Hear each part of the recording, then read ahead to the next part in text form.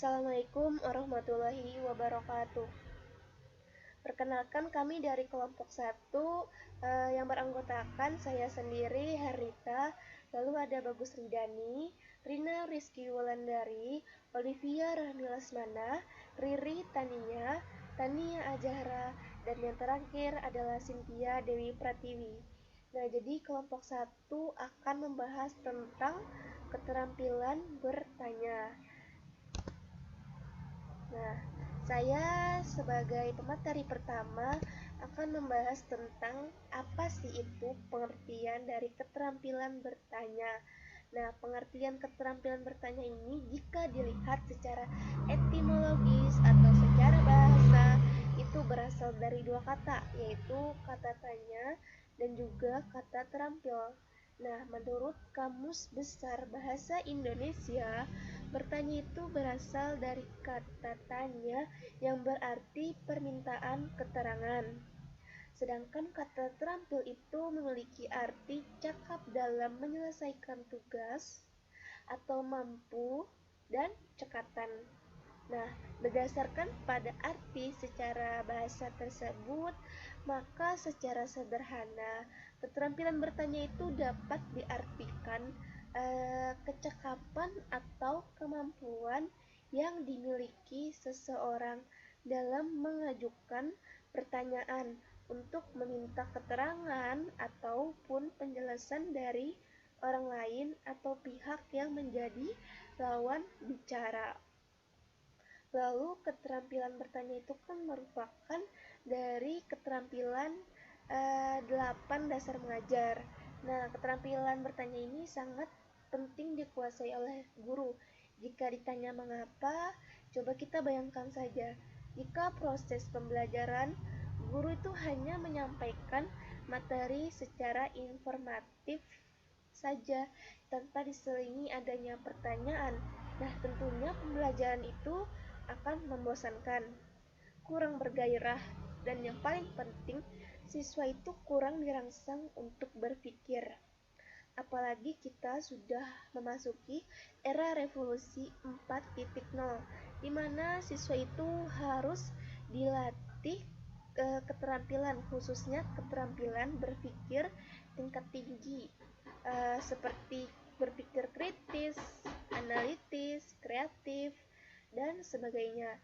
Nah, jika proses pembelajaran masih saja monoton ataupun membosankan, siswa yang seharusnya memiliki kemampuan berpikir tingkat tinggi jauh dari harapan karena kurang diasah dan juga dilatih keterampilan bertanyanya. Mungkin itu saja dari saya, akan dilanjutkan oleh pemateri selanjutnya.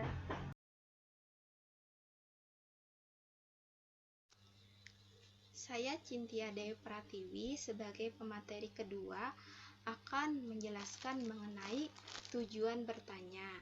Nah, tujuan bertanya ini secara umum dalam kegiatan pembelajaran dimaksudkan agar peserta didik memperoleh pengetahuan dan meningkatkan kemampuan berpikirnya. Keterampilan dalam mengajukan pertanyaan oleh guru dimaksudkan juga agar terjadi umpan balik antara guru dengan siswanya di dalam pembelajaran. Pertanyaan juga dapat menjadi perangsang yang mendorong siswa untuk giat berpikir dan belajar dengan membangkitkan pengertian baru. Guru dapat menyelidiki penguasaan peserta didiknya di kelas, mendorong pengetahuan dalam situasi lain sesuai dengan kenyataannya, mengarahkan dan menarik perhatian peserta didik dan mengubah pendiriannya. Jadi tujuan bertanya di sini ada menurut Helmiati adalah pada umumnya orang bertanya jika ia ingin mengetahui apa yang belum diketahuinya di dalam kelas, maka mereka akan bertanya. Dengan guru bertanya kepada siswa untuk berbagai tujuan, di antaranya di sini yang pertama, membangkitkan minat dan rasa ingin tahu siswa terhadap pokok bahasan atau pembahasan yang sudah guru jelaskan. Nah, jadi bertanya dapat membangkitkan rasa ingin tahu siswa terhadap pokok bahasan masalah yang sedang diperbincangkan pada hari itu. Yang kedua, membangkitkan motivasi dan mendorong siswa untuk berpartisipasi aktif dalam pembelajaran. Nah, jadi dalam hal ini guru harus mampu menciptakan suasana kelas yang kondusif atau suasana kelas yang mendukung pembelajaran pada hari itu, agar dapat membangkitkan motivasi siswa dalam pembelajaran dan berpartisipasi aktif di kelas. Yang ketiga yaitu memusatkan perhatian siswa terhadap pokok bahasan. Yang keempat, mengaktifkan dan memproduktifkan siswa dalam pembelajaran. Yang kelima, menjajaki hal-hal yang telah dan belum diketahui siswa terhadap materi tersebut.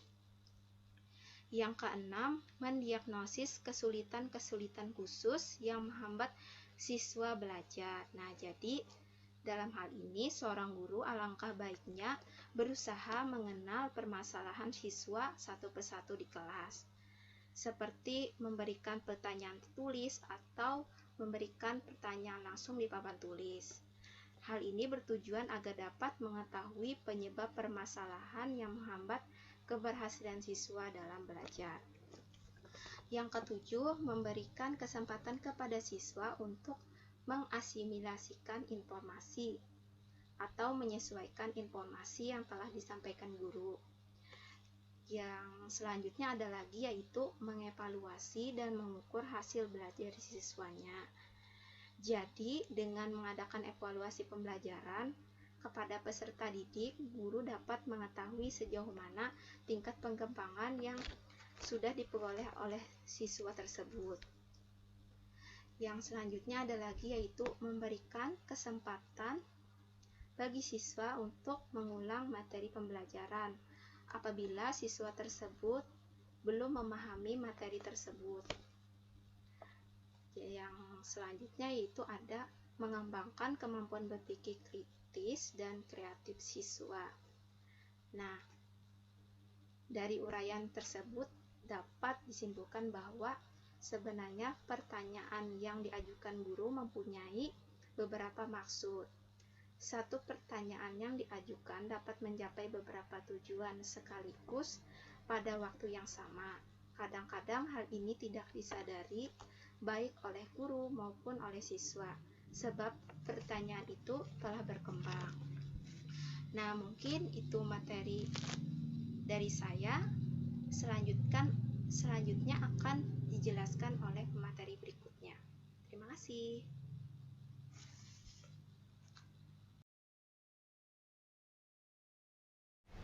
Assalamualaikum warahmatullahi wabarakatuh. Saya Riri Tania. Nah, di sini saya akan melanjutkan materi berikutnya mengenai prinsip keterampilan bertanya.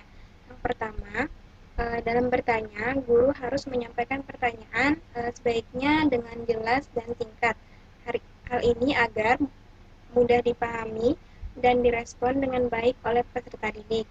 Jika guru berbelit-belit dalam menyampaikan pertanyaan, maka itu akan menyulitkan peserta didik untuk memahami pertanyaan dan menemukan jawaban dari pertanyaan tersebut.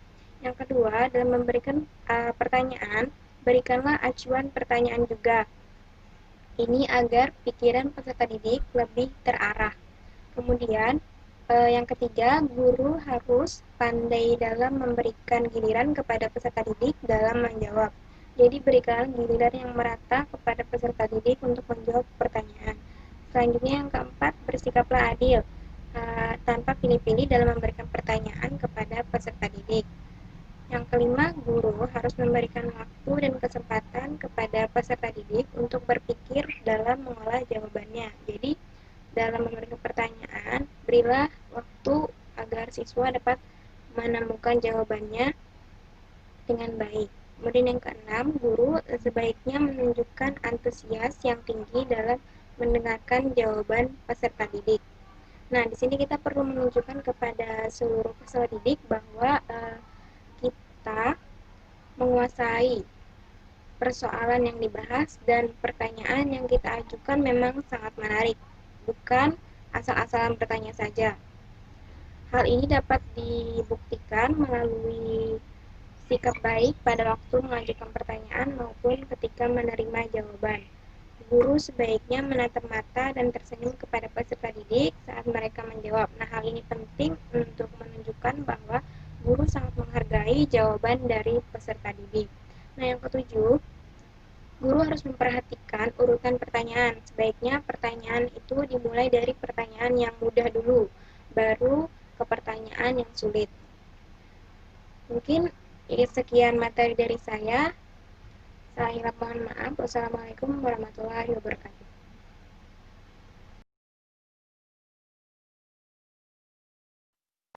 Baiklah, di sini saya akan melanjutkan materi berikutnya, yaitu mengenai macam-macam keterampilan bertanya.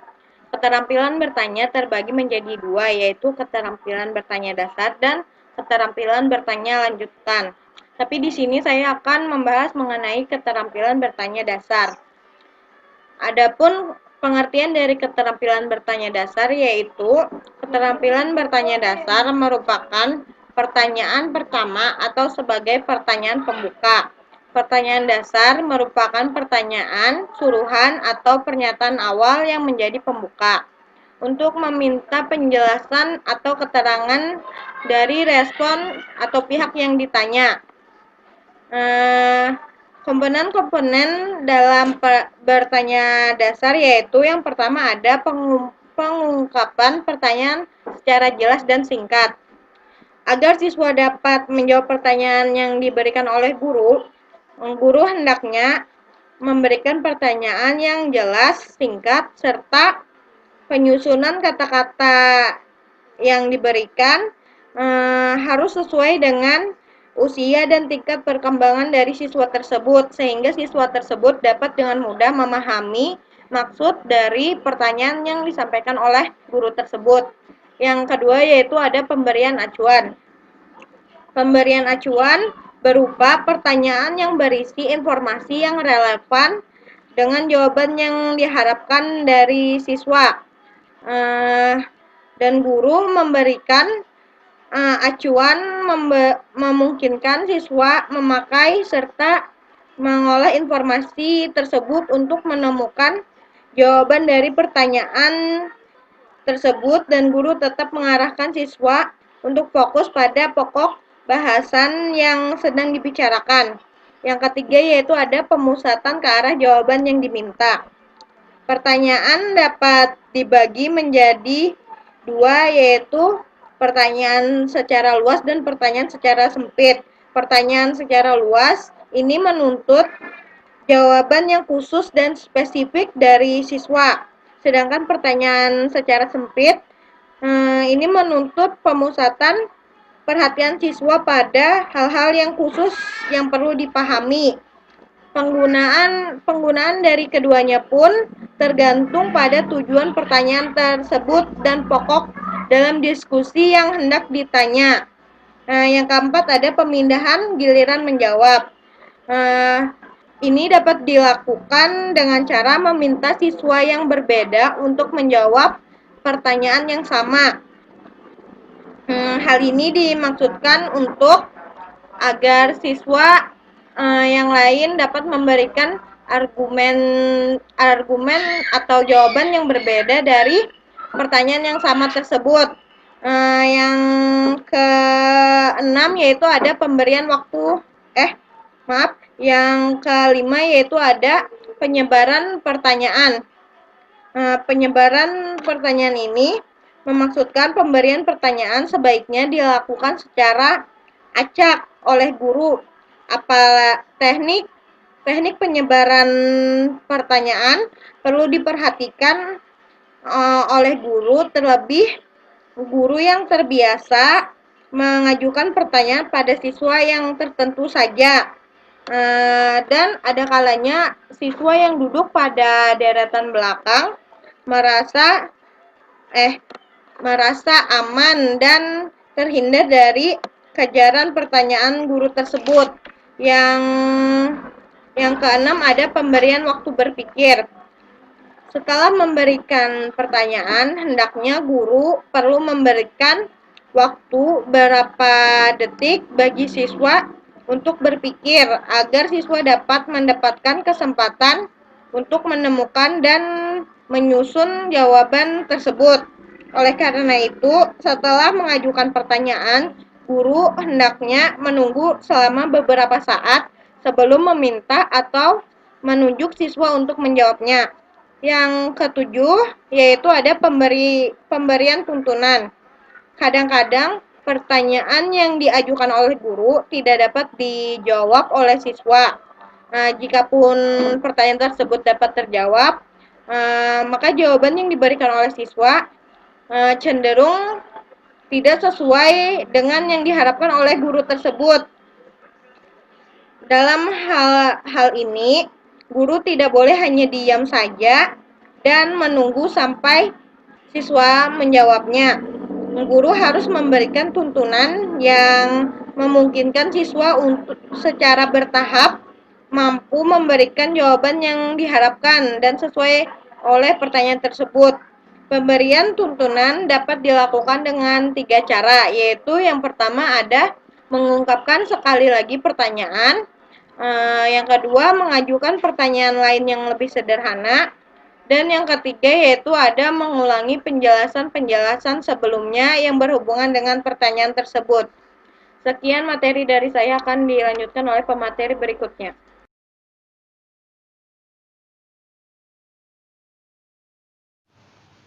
Assalamualaikum warahmatullahi wabarakatuh.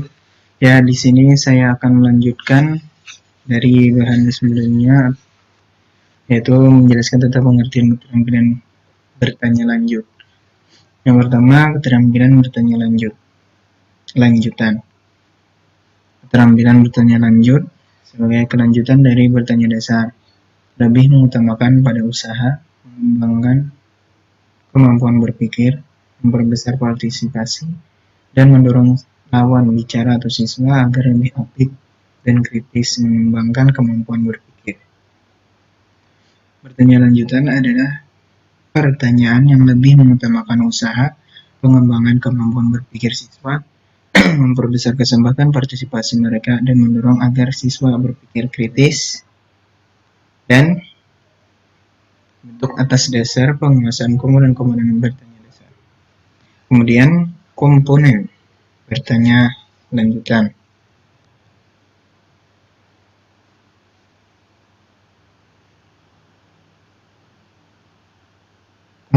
Komponen bertanya lanjutan yang pertama, mengubah tuntutan tingkat kognitif dalam menjawab pertanyaan menggunakan proses mental yang berbeda. Ada yang menuntut proses mental yang rendah dan ada pula yang menuntut proses mental yang lebih tinggi. Mengubah tuntutan tingkat kognitif maksudnya adalah agar pertanyaan yang diberikan oleh guru hendaknya dapat mengubah tingkat kognitif siswa dalam menjawab suatu pertanyaan dari tingkat yang rendah ke tingkat kognitif yang lebih tinggi. Kemudian yang kedua, pengaturan urutan pertanyaan secara tepat. Pertanyaan yang diberikan oleh guru harus memberikan pertanyaan secara logis dan terurut dengan mengembangkan tingkat kognitif dari yang sifatnya lebih rendah ke yang lebih tinggi. Pertanyaan yang sifatnya berurut, misalnya pertama, seorang guru mengajukan pertanyaan pemahaman, setelah itu pertanyaan penerapan, analisis, sistensis, dan diakhiri dengan pertanyaan tingkat evaluasi. Pertanyaan menurut taksonomi Bloom diantaranya sebagai berikut. Yang pertama atau A, pernyataan ingatan. Pertanyaan ingatan. Pertanyaan ingatan adalah jenis pertanyaan yang mengharapkan siswa dapat mengenal atau mengingat kembali informasi yang telah dipelajari.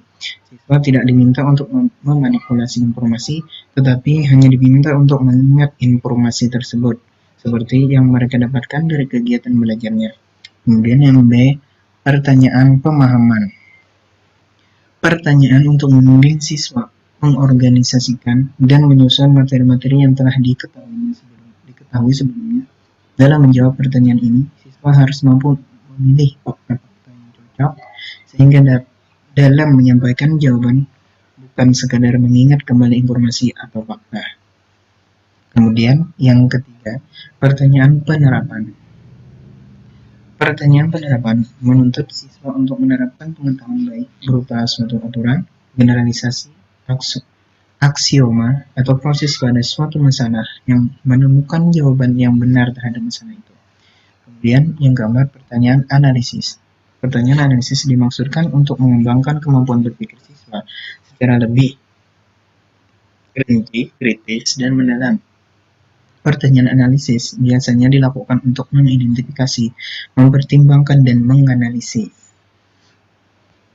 Kemudian yang kelima, pertanyaan sintesa. Pertanyaan sintesa digolongkan ke dalam pertanyaan tingkat tinggi, yaitu untuk mendorong siswa menampilkan pikiran yang original dan kreatif. Kemudian, keenam, pertanyaan evaluasi. Jenis pertanyaan evaluasi hampir sejenis dengan pertanyaan analisis dan sintesis, yaitu termasuk dalam jenis pertanyaan tinggi, bahkan merupakan puncaknya. Pertanyaan evaluasi menuntut kemampuan berpikir dan proses mental yang tinggi dari siswa. Adapun kata-kata yang sering digunakan untuk mengembangkan jenis pertanyaan evaluasi seperti putusan, argumentasi, memutuskan, mengevaluasi, beri pendapatmu, yang mana gambar yang paling baik, mana pemecahan yang paling baik, apakah hal itu akan lebih baik, dan lain sebagainya. Terima kasih. Selanjutnya akan dilanjutkan oleh pemateri selanjutnya. Assalamualaikum warahmatullahi wabarakatuh.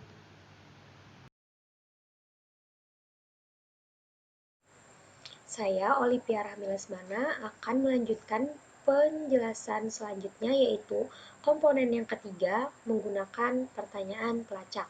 Jadi apabila jawaban yang diberikan oleh siswa dianggap benar oleh guru, tetapi guru merasa masih dapat ditingkatkan lagi jawaban tersebut menjadi lebih sempurna, maka guru dapat mengajukan pertanyaan pelacak.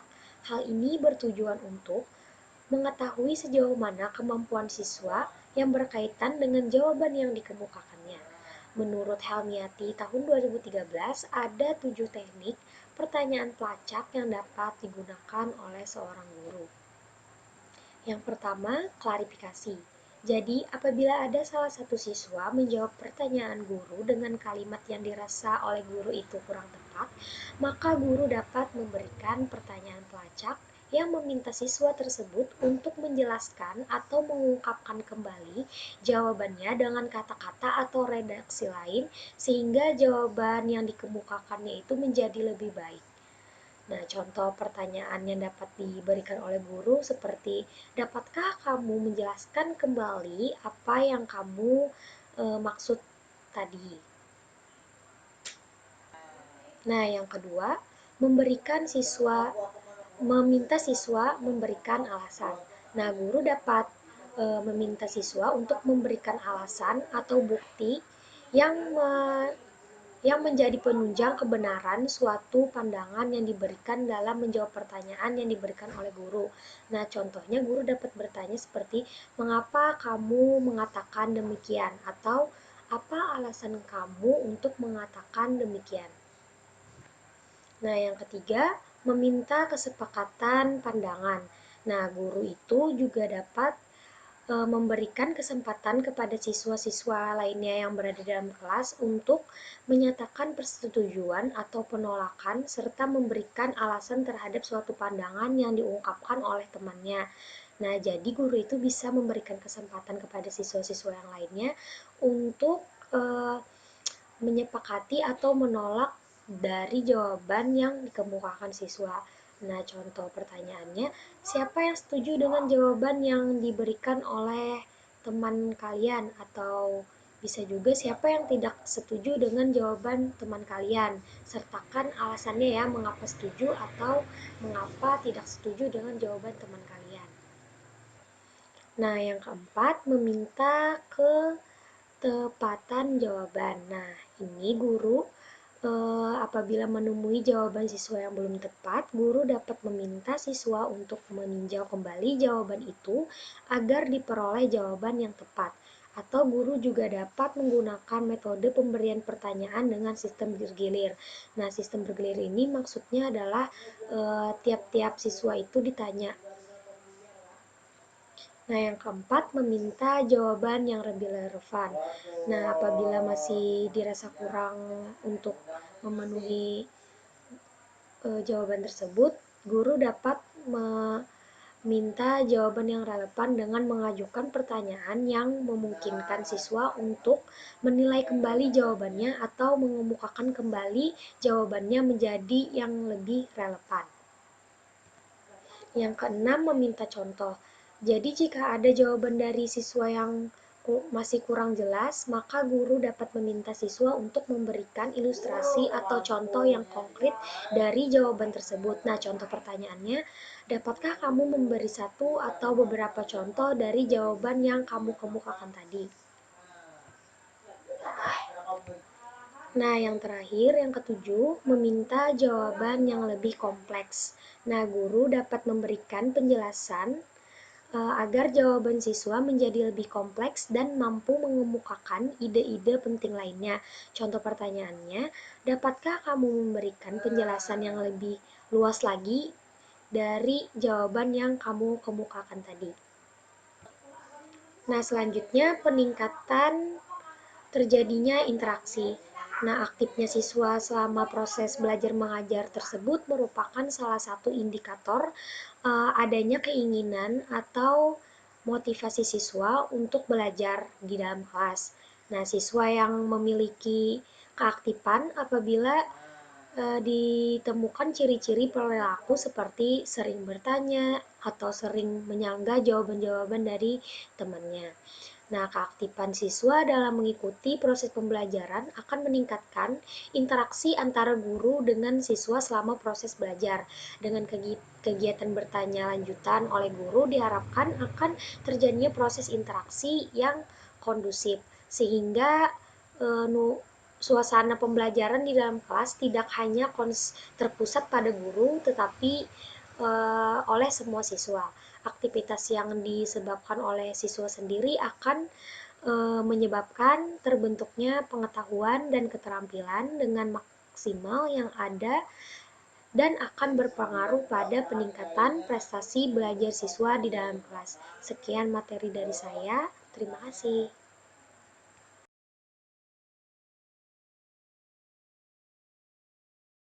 Assalamualaikum warahmatullahi wabarakatuh. Perkenalkan, nama saya Tania Ajara. Di sini saya akan melanjutkan materi sebelumnya, yaitu materi yang saya akan jelaskan hal-hal yang harus dihindari dalam bertanya.